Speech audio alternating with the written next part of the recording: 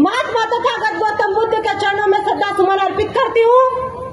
और उन्होंने हमें प्रेरणा दी थी कि चाहे राजा का बेटा हो या गरीब का बेटा हो, जब तक अपनी सुख सुविधा को नहीं त्यागेगा, जिंदगी में कभी बुद्ध नहीं बन पाएगा, समाज सुधारक नहीं बन पाएगा। जितने भी लोग यहाँ बैठे हैं, अगर सच में समाज का भला करना चाहते हो, तब पहले जो अपने आप को कहते हैं कि हमारा स्वागत नहीं हुआ, हमें कुर्सी नहीं मिली, पर्चे में हमारा नाम नहीं आया, हमें बुलाया नहीं गया, हम क्यों समाज की पीड़ा में जाएं, वो भावना अपने मन से त्यागे। यह संदेश हमें तथागत गौतम बुद्ध ने दिया है।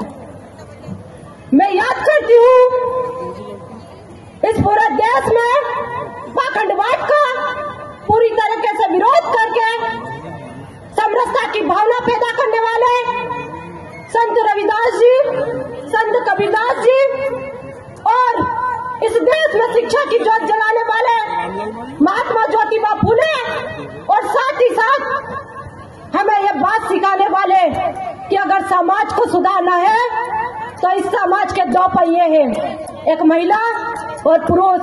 अकेला पुरुष इस समाज का भला कभी भी नहीं कर सकता। और मैं चाहती हूँ कि मुझे लगता है यह पुरुषों की संख्या ज्यादा है, लेकिन लगता है अधिकतर पुरुष का विवाह नहीं हुआ, इसलिए महिलाएं साथ नहीं दिखी।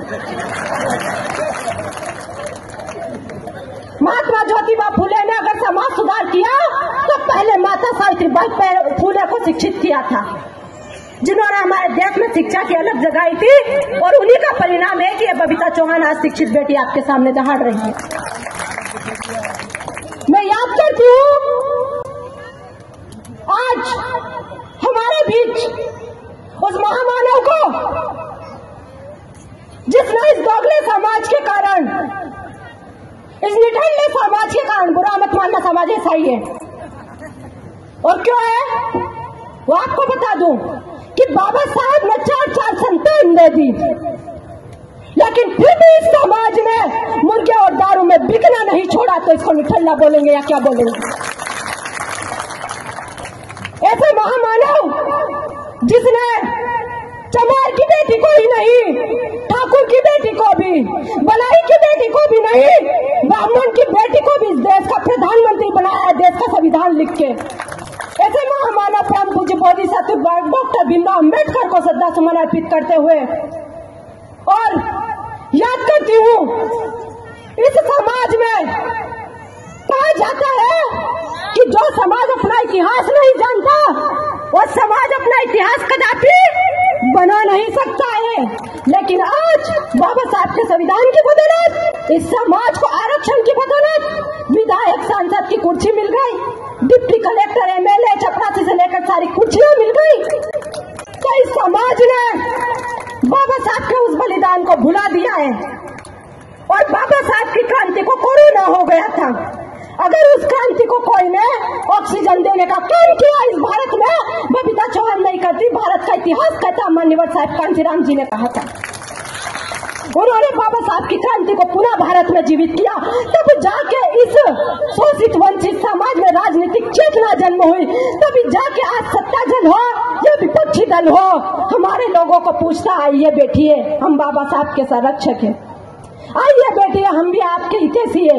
याद करो वो दिन, आपके ही दादाजी को, मैं खुद कहती हूँ मेरे दादाजी को इसी भारत में, आजाद भारत में ओटली पे बैठने का अधिकार नहीं था पटेल बाकी, तो आप लोग को तो और ज्यादा याद होगा वो दिन। वो भूलो जब चप्पल निकल के आप लोग चलते थे गांव की गलियों में, वो दिन। आज अगर आप suit boot coat pant tie पहन के निकलते हो, तब बाबा साहब ने 4 औलादे दी थी, तब जाके निकलते हो। और ये संगठन बनाना, एकता की बात करना, ये सब बाबा साहब की देन है।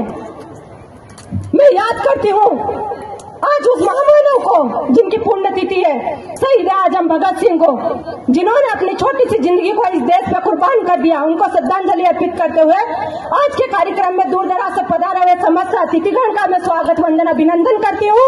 और आज इस प्रोग्राम की अगर कोई जड़ है तो यहाँ की समिति है। हम तो सिर्फ बाहर से आए हुए 2-3 घंटे के मेहमान है। पूरी समितियों के लिए दोनों हाथ खड़े करके तालियां बजाइए। मानती हूँ कि समय का अभाव है। एक और मेरे समाज के जितने भी वक्तागण यहाँ पे अभी आए, उन्होंने सबने बोला कि हमारे समाज का भविष्य युवा पीढ़ी में है और इस बिंदुओं में भी लिखा है। मैं यहाँ से एक बार अपील करना चाहती हूँ कि 24 से 25 साल के कितने युवा यहाँ पे बैठे, एक बार हाथ खड़ा कर दो तो मैं अपना समय गरिमापूर्वक 24 से 25 साल के युवा, 24 से 25 साल के अकेली मात्र युवा बबीता चौहान है, महिलाओं की बात नहीं कर रही हूँ। तो युवा पीढ़ी का समय मुझे लेने का अधिकार है, क्योंकि बाबा साहब ने कहा था कि हे मेरे बच्चों, तुम्हें अधिकार मांगने से नहीं मिलेगा, अधिकार छीनना पड़ेगा। और बाद में मैं कोई ऐसी वैसी बोलने वाली नहीं हूँ कि जो सिर्फ भाषणों में रहेगी, और बात बोलने वाली हूँ जो समाज के ध्यानपूर्वक देने की बात है, जो समाज को सच में उन्नति के मार्ग पे ले जाएगी। अब मैं बात बताना चाहती हूँ आपको कि हमें किसी से लड़ने की आवश्यकता नहीं है, हथियार से लड़ने की आवश्यकता नहीं है। पुनः पैक्ट समझौता होता है और वहां पे इस देश में पहले राजा रानी के पेट से पैदा होता था। आज आपको भी पता है कि राजा कहाँ से पैदा होता है। पुनः पैक्ट समझौते में बाबा साहब और गांधी जी के बीच में बहस होती है, क्योंकि मत की बात है। समाज को मत देना तो सबसे बड़ा अधिकार है कि हम मत किस व्यक्ति को दे, तभी तो समाज आगे जाएगा।